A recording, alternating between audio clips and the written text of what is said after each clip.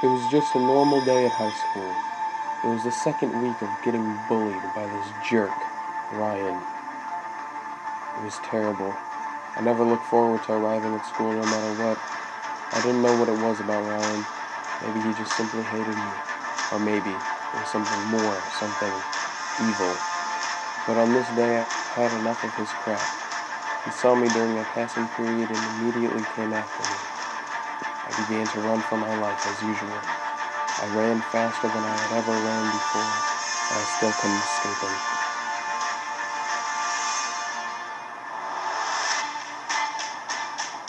I tripped and fell.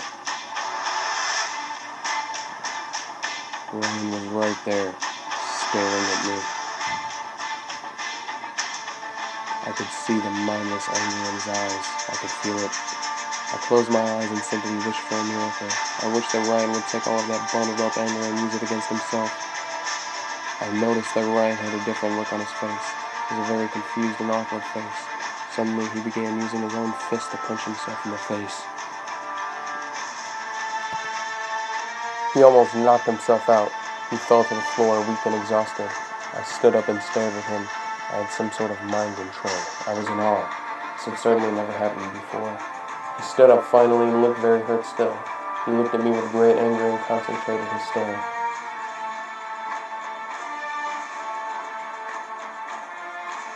He then jumped in the air and just disappeared. I looked around to see if I missed something, but he was nowhere to be found. Suddenly, I felt the force of a fist hit me in the face. The force knocked me against the wall and sent me to the ground. I punched it in the face in order to stop it. Then Ryan appeared in front of me. He was the force hitting me. He could turn invisible, like some kind of comic book superhero.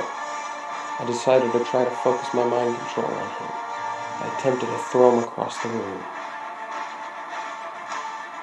He disappeared, and then I felt a loud wisp of wind across the hallway, then a large bang over by the staircase. I walked to the stairs, looked over the railing, and saw Ryan dead.